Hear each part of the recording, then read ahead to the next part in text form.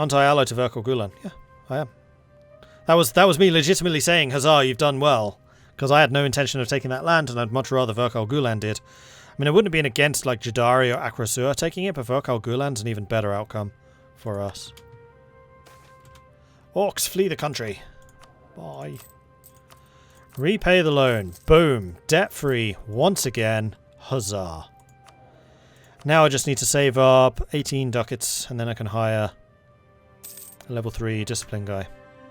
Or morale. What's going to be better for us? We are fighting a lot of rebels. And the rebels tend to have the same discipline that you do. So I'm going to take the morale.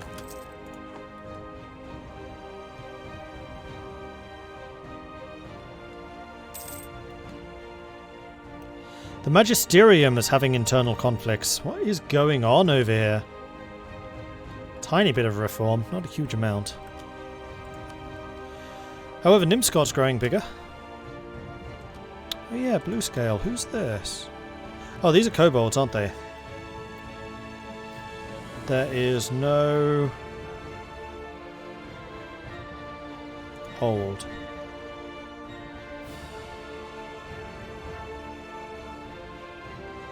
Kobold majority. I was wondering if there's going to be a dragon or something in here. Coal. There is coal.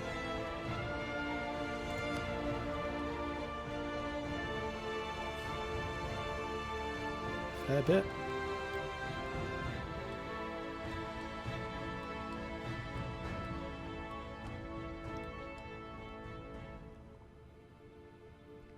Earthseed is coal.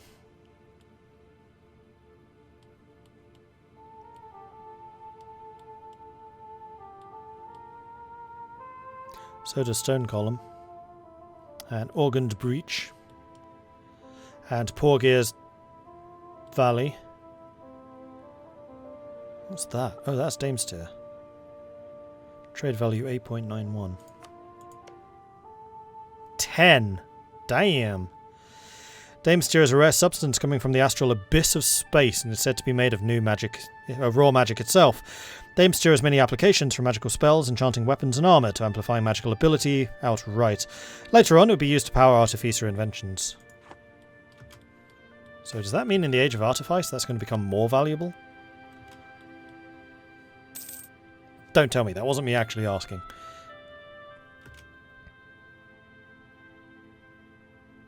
There is a Dwarven hold, I believe, in Western Anbennar. Really? An underground one? There's no mountains.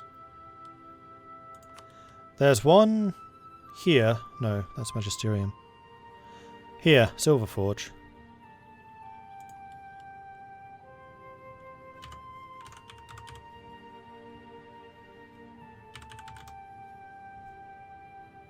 They still exist. Oh, there they are. So there is.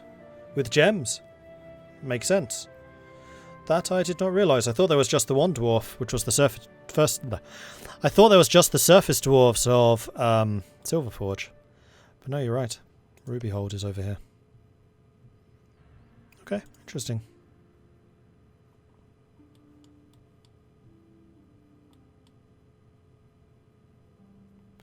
Rubyhold is in the west and is home of most of the adventuring dwarves. That and Silverhold, like Astra Expedition. Somebody did say that they were from Silverforge as well. Silverforge dwarves, which are the guys that start here, definitely from Silverforge. But the other ones, I don't think it's ever really explained. Rubyhold and Silverforge have sent expeditions. It's how you get the Ruby Dwarves. Right, because there is actually the Ruby Company. They'd be from Rubyhold.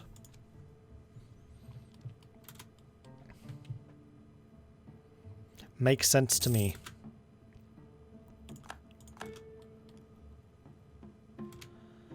So these mercenaries have been around forever. How's your manpower pool looking? Oh, they do actually gain manpower back again. That's why they haven't completely died yet. That makes sense. We can get another expansion idea, which will give us global settler increase, and I don't see any reason not to do that right now. Faster colonists. You cannot simply send colonists out and expect them to build a colony. There is a time-consuming process of preparing the expedition with all the items they will need to survive the new home. Using past experience, we can speed this process up. How are the dwarves with the ships doing? Boat dwarves. Boat dwarves are still alive. They had spread to 3 provinces, but apparently they lost those.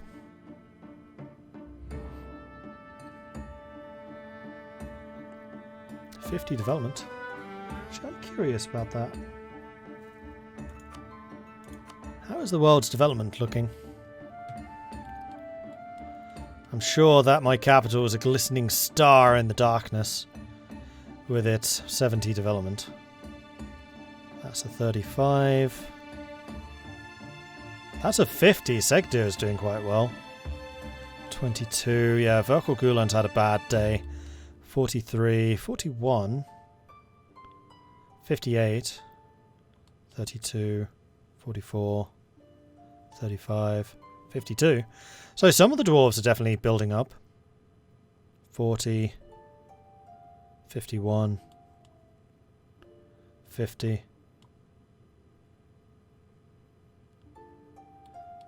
42, not bad.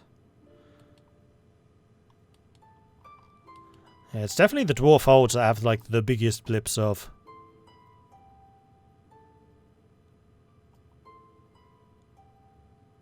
development. Except for Anbennar cost, of course. The Byzantium of this setting.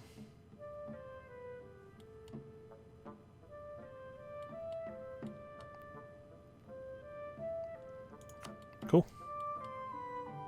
Oh yeah, and how's this guy doing? 73! That's bigger than me! That's not allowed! Bloody AI.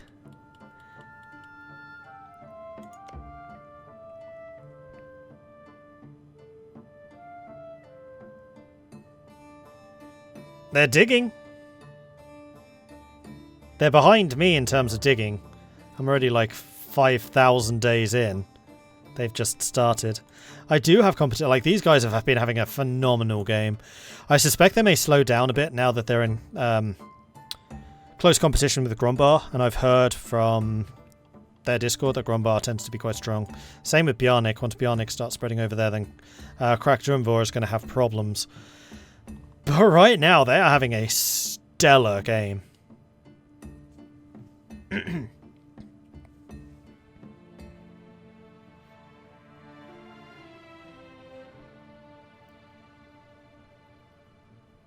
That's a grudgeon. If it's a fellow dwarf, I'll allow it. It's good for all of dwarven kind. Might be a bit jealous if it's not grudgeon. Gundobin Gemhorn. Gundobin Gemhorn is a very proficient merchant renowned for his attempts to improve trade customs and stabilise the economy of the nation. So we can gain 50 prestige, which we really don't need, or we can gain Diplo and admin power, which we do. So I think I'm going to go for that one. I want that one. And on that note, I'm going to take a quick break. If you need to take a break, I'd recommend you do so now. I think I might go and make some more tea. Yes, I will. This tea is going really quite cold, and I've already been at this for 4 hours now, so gonna take a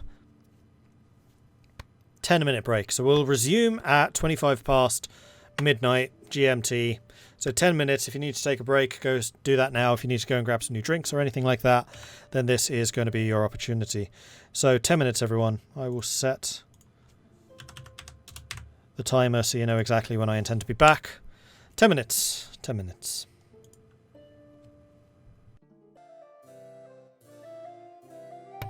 Alright, I am back again. I just saw that Midge raided us. Thank you very much for that, Midge. So sorry I wasn't here, but I was desperate to get some more tea. Which I've now got. So, tea supplies are here. And I think I might just continue, even though I am ahead of my time. Drage, thank you very much for the follow. Welcome to the channel. Maxim, Hodeskud.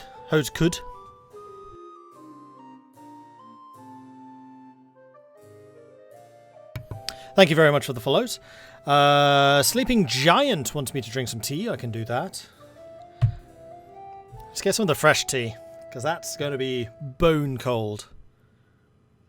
CK3 Anbennar sounds fun. Yeah, I haven't heard a huge amount of the plans for that. But if they did make it possible to convert from CK3 to EU4, that would be pretty amazing. Fight to preserve the Dwarven Empire in CK3, port to EU4, and then lead it to conquest. It'd be pretty nice.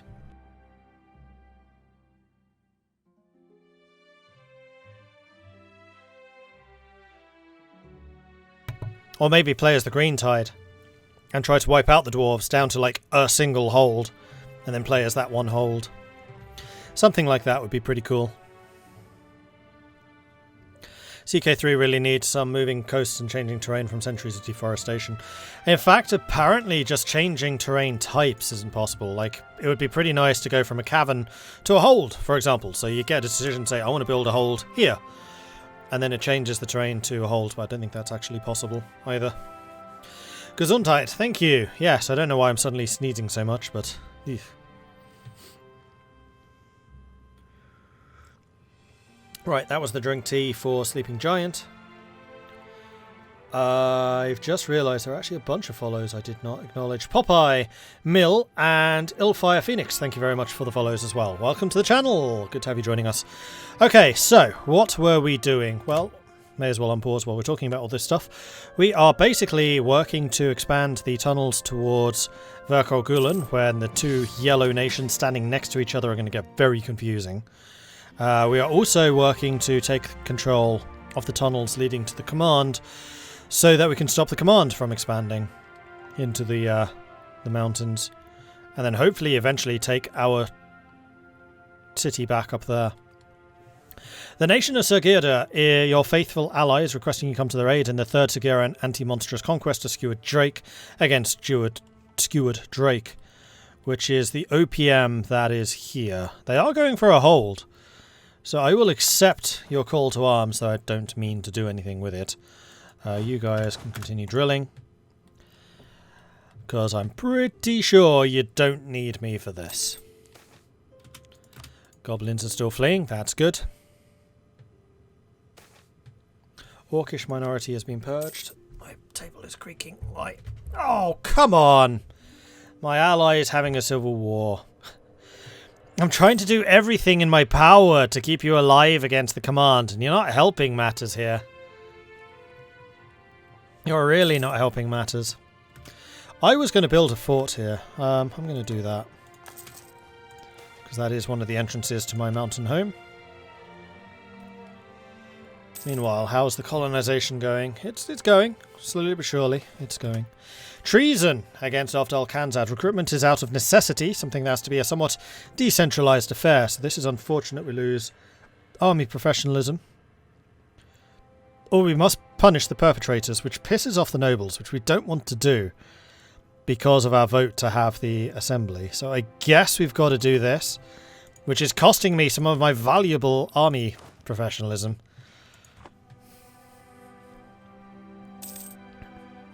Do we have a non-dwarven ally? We do. We have these guys. Tilt Algar, humans. Goblins flee the country, but that's primarily, like, I don't really care about whether they live or die. This is mostly just so that they don't die to the command. Because they seem to be one of the few that's actually standing up to it. War against Skewered Drake is over. I guess you won. You did. And you owe me a favour. Heck yeah. Haha. Hey Ma, how are we doing? I am doing well. I'm enjoying this so far. Prospering times. During the First has become renowned for our country's artistic achievements and blossoming economy. Artists, philosophers, poets are flocking to Ovdal Kanzad, and the thriving economy has allowed extensive artistic funding. Several fine architectural buildings are being erected, and beautiful gardens are built to demonstrate our country's wealth. And many members of the new intellectual elite have ideas on how to improve various parts of the country, so we can get more stuff in Helsenrod. So what's Helsenrod doing? That was you.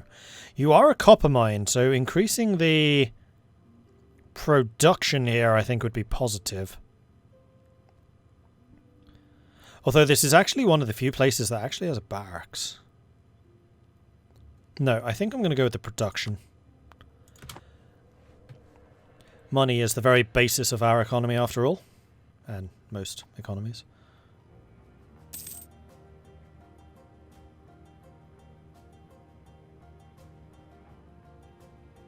Still about 5 years out from the digging operation, if there's no other modifiers. Idea. We can get factories. Factories are mostly fortified trading posts settled in offshore coastal areas.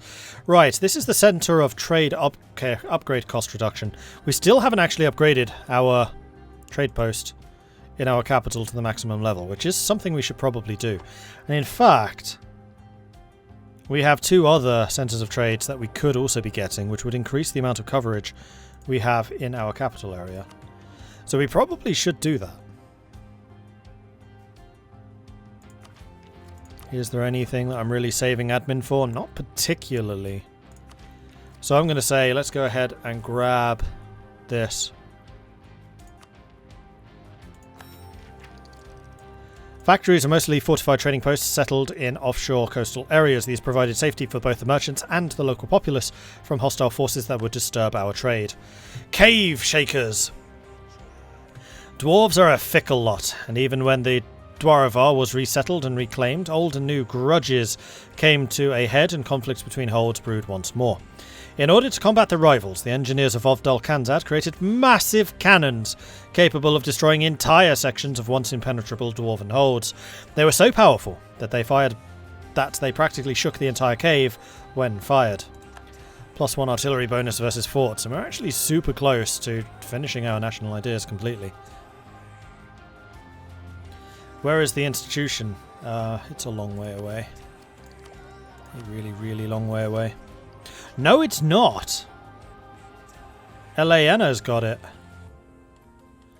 I don't know how. Oh, they must have... Do they dev up to it?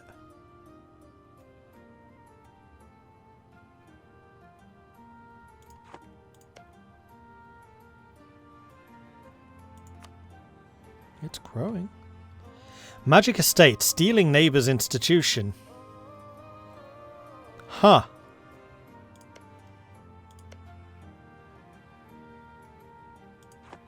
And because Jadari must have it. I don't know. I can't pretend to understand why that's spreading. They are definitely getting colonialism. Modifiers for digging don't work at the moment. Yeah, we know. Firing a cannon in a cave sounds like a great recipe for 0 eardrums. That's true. How long have I been playing? This is the 3rd stream. And this is a 6 hour, so that's going to be 14 hours total. -2 because we haven't actually finished this stream yet, so 12. Just walk over forts with all of these bonuses. Yeah, particularly because we are encouraged to build a lot of cannons because we get lots of cannon bonuses. Before that happens, I was looking into whether it was possible to disinherit. Can't do it while we have an event. While we have successfully managed to keep the truth from the rest of the court, it's only a matter of time until it gets out unless we do something. King Druin I recently discovered his wife, Queen Brenlel, is having an affair. Not only that, but the other guilty culprit is none other than our advisor, Thorgrim Shalebeard. The trust we put in him was obviously unfounded, so we can get rid of the Queen, who is at this point 56. I don't know if there is a decreasing chance of having children the elder queens get.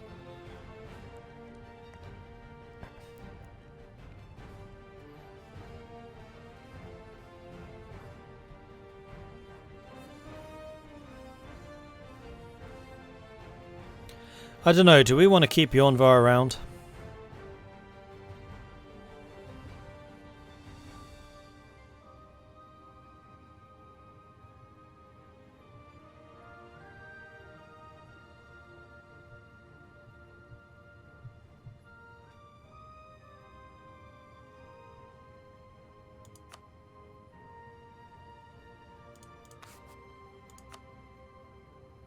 We still don't have one available.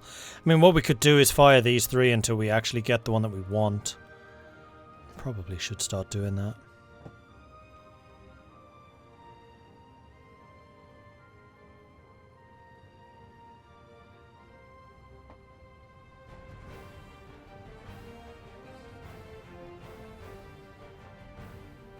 I'm not bribing him. I could execute him.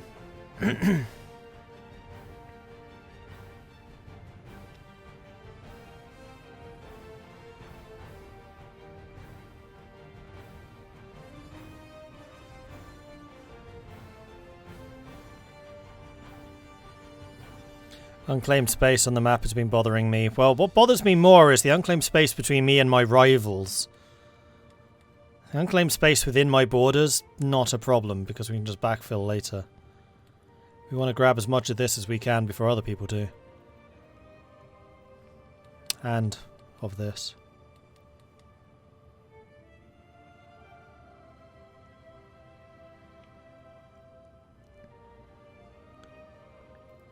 A new consort, a 345 appears. What's she like? 144, she's rubbish. Let's get rid of her. Pisses off the nobles. For 20 years. The House of Gembeard. Ooh, I like this. See, why are they never what they advertise? Ever!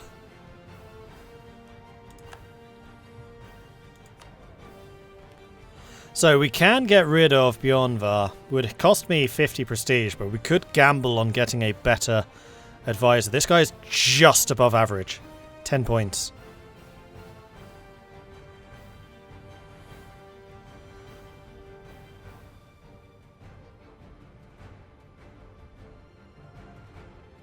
Could get worse, but I can also get better. Remember, he's going to live to at least 200. So if we have time... what's more is we'll be stuck with whoever this is for a long time too. So let's go ahead and do that. We've got a new 23-year-old queen. I think it's going to be fine. Probably. Same with the Pretender rebels. The numbers lie there too. Oh, interesting.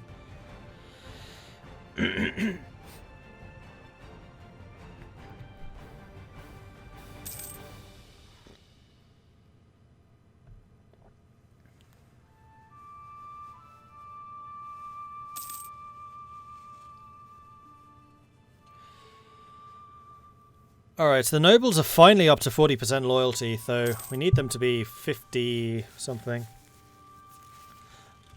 Army is under attack, but nothing that's actually of any danger.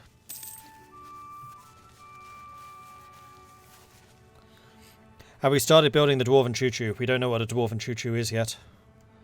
So no. Too early in the game. Ah yes, good point. We're going to go to you, and we're going to start firing these guys, because they are really cheap. Thank you, cheap advisors. And we already started building the manufactory here. You've almost got colonialism. How? Huh.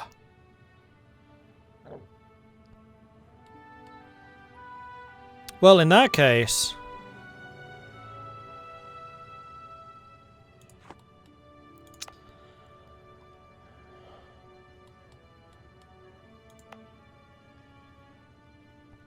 Yeah, because we did upgrade the hold, didn't we? And there it is. We got it now. Our focus on the land has left many feeling we have an excellent army. Darn right we do. You're still level 1 hold. Unfortunately, it's taking you a while to decide to become a level 2. And our institution spread should be really quite quick. Although, I think what I'm going to do here... Now, where do I have the estates?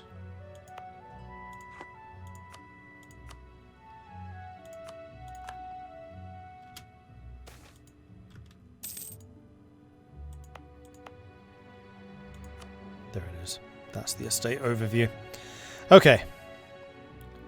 So now we're getting the extra growth here, because this is going to take a while, I feel. But at least it's spreading now. Adventurers insult the clergy. Adventurers are stereotypically opinionated lot, especially against the forms of authority and religion. We have been informed of an incident where a renowned adventurer has insulted a senior member of the faith. So we can punish the adventurers, or words are words, let them go.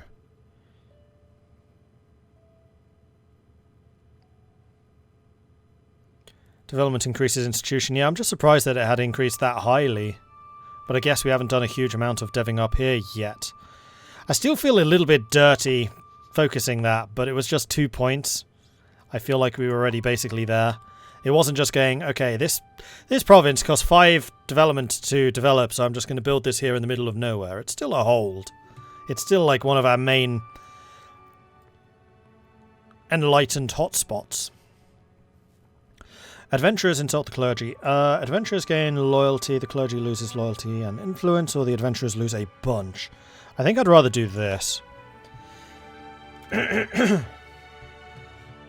Pisses the clergy off a little bit, but it's fine. They'll get over it, probably. Can I recruit more troops? I can. I can get another 4. I think I'm actually going to get another 5 artillery right now.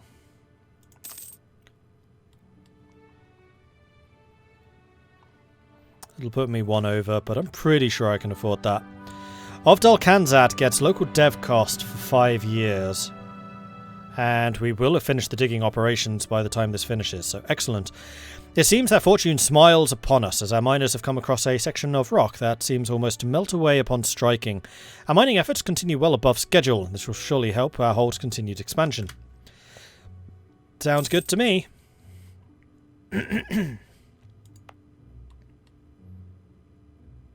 So this isn't actually going to be present for another 15 years? Oof. That hurts.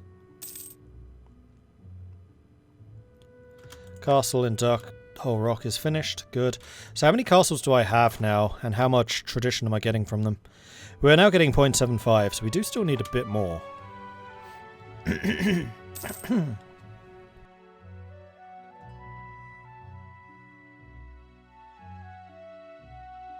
Serious frog stuck in the throat.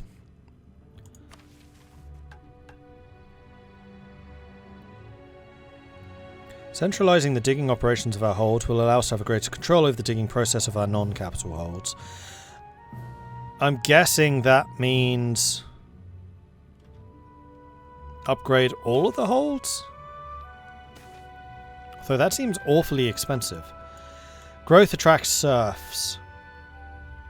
Colinus Rod loses a development and we gain 1 in Kanzad. Queen of the People. It has become clear to us that Queen Delina is a woman with a heart of gold. She always does her best to please the husband, King Durin I, and treats her friends with unparalleled kindness. During a recent trip to the Dirthole Rock province, Queen Delina saw the suffering of its poorest peasants with her own eyes. Ever since, she has been drafting a plan to help her most destitute subjects. In order to make these ideas a reality, however, she needs some funds from the treasury. So this cost me 100 ducats and gets us -2 unrest. Or we say no. Soz, but no. That means you can manually start developing the other holds like you do your capital. But the cost is ridiculous. 12,500 crowns. Because otherwise it happens just automatically.